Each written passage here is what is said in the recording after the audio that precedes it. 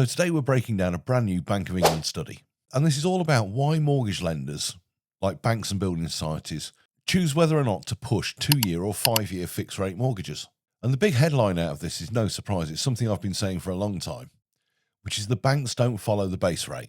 It's the yield curve more than anything that affects the deals that lenders put on the table for you. So the Bank of England analysed the records of over 3 million mortgages between 2015 and 2023 and matched those deals up to the exact interest rate environment that was in play at the time. And that includes daily movements in the gilt yields. And this allowed them to see exactly how lenders react when things like interest rates move. And what they found was it wasn't just the pricing of mortgages that was moving, it was the supply and the fixation length. So when the Bank of England base rate changes, as we're pretty much expecting it to do in December, lenders don't really react and they don't massively shift between 2 or 5 year fixes. But when the term spread, that's the gap between 2-year and 5-year gilt swap rates changes, lenders react quickly and strongly.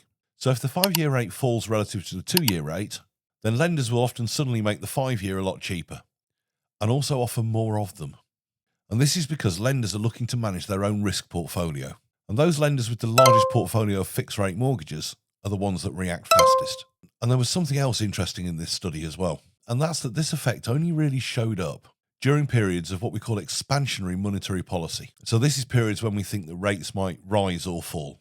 So generally in an expansion, the yield curve steepens, and therefore lenders are going to push more 5-year fixes. As a result, consumers see more and cheaper 5-year fixes popping up. And when the relationship reverses what we call a contractionary environment, banks tend to favour 2-year fixes. So what does all this really mean for you? And what are the key points? Well, as I've said many times before, the Bank of England base rate is not the main driver for fixed term mortgage rates. And this kind of explains why we see the prices of 5-year fixes drop well ahead of any news suggesting that the Bank of England base rate is going to do the same. The study basically showed that lenders react to the curve and data immediately. And this can be weeks ahead of the retail media actually seeing anything and cottoning on. And believe it or not, this actually helps you as a borrower.